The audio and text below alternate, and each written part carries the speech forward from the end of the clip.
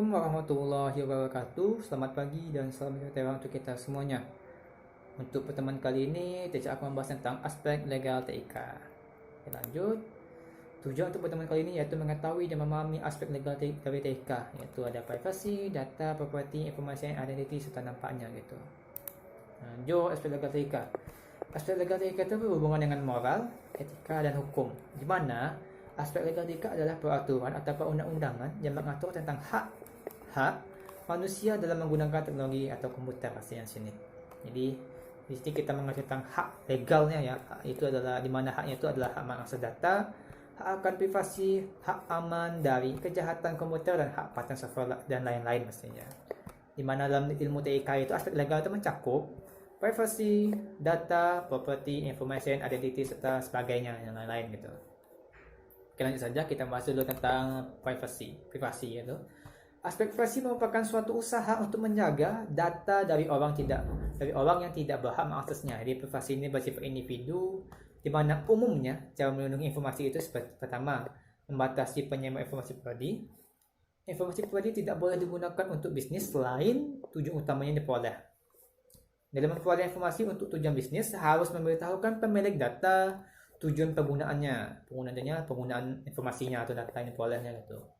Pengguna informasi untuk tujuan bisnis harus mengambil tindakan untuk mengamankan datanya yang diperoleh. Jadi ketika Anda mengambil sebuah data, pastikan Anda juga mengamankan datanya itu. Jangan disebar-sebarkan, jangan sampai orang lain tahu gitu. Apalagi data penting juga gitu.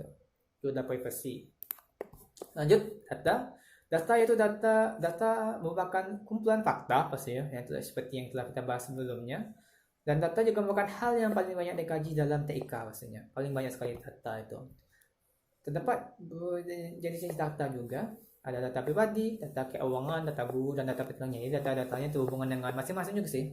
Seperti data yang kemarin ya, ada data dari siswa, data dari guru, data dari teman-teman anak-anak yang lainnya pastinya. Data juga termasuk hal yang harus dilindungi karena data dan informasi hal yang sangat berharga di internet pastinya. Terutama apabila ada orang penting mestinya. Jika semakin penting orangnya gitu, makin penting juga datanya gitu. Self is data, diri Anda juga data juga. Jadi jangan asal share saja diri Anda gitu. Informasi tentang diri Anda gitu, tentang bagaimana contohnya password Gmail, password apapun. Jadi diri Anda itu pun juga data, jangan asal share juga. Pastikan data Anda itu terutama data penting orang lain tidak tahu pastinya gitu. Bagi data-data yang memalukan pastinya kan. Oke, lanjut properti. Aspek properti merupakan sesuatu yang dikenal sebagai kepemilikan dari seseorang atau kelompok. Jadi properti itu seperti pengetahuan, contoh pengetahuan orang itu seperti buku, itu aspek properti juga. Atau e-book ya kalau dari internet. Atau produk di sini kita mencakup digital art, font, audio, video dan lain-lain. Jadi semua hal yang mencakup dengan internet gitu ada hak ciptanya dan jangan asal pakai saja. Data juga termasuk properti juga, di mana datanya juga milik kelompok dan atau milik seseorang, milik Anda sendiri atau milik teacher juga gitu. Jadi data itu juga milik sendiri dan pastikan tidak boleh orang lain tahu juga. Tidak boleh asal share saja dan apalagi orang lain tahu data-data yang penting dari kita gitu. Lanjut, informasi yaitu merupakan sekumpulan data, sebuah aset juga dan sesuatu yang memiliki nilai gitu bahasanya. Informasi bernilai kapan? Ketika isi informasi ini bagaimana. Jadi informasi ini akan bernilai ketika isinya bagaimana dulu. Jika isinya berharga pasti datanya akan makin berharga. Jika tidak ya biasa saja data informasinya.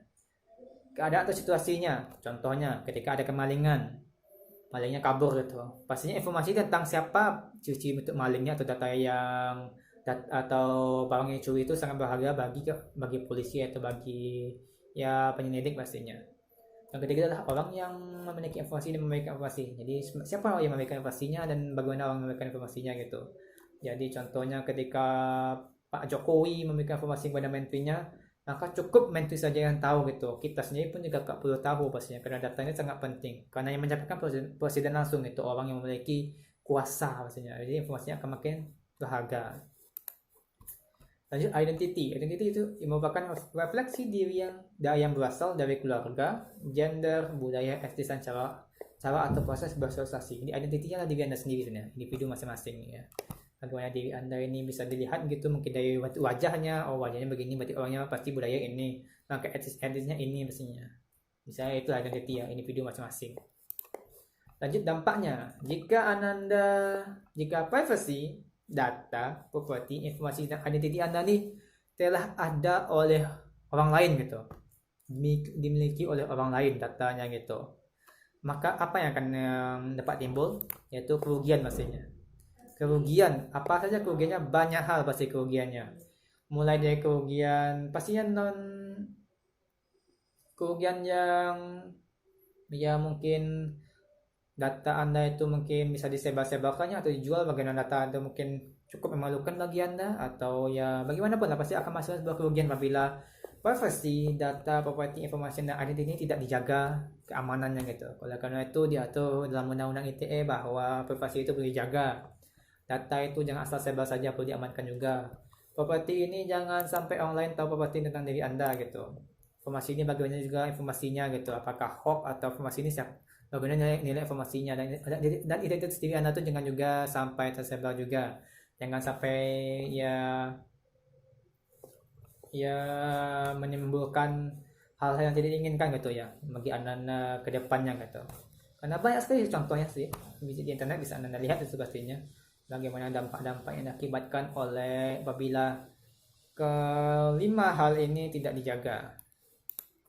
Oke, mungkin cukup untuk pertemuan kali ini. Terima kasih atas perhatiannya. Sampai jumpa di pertemuan berikutnya.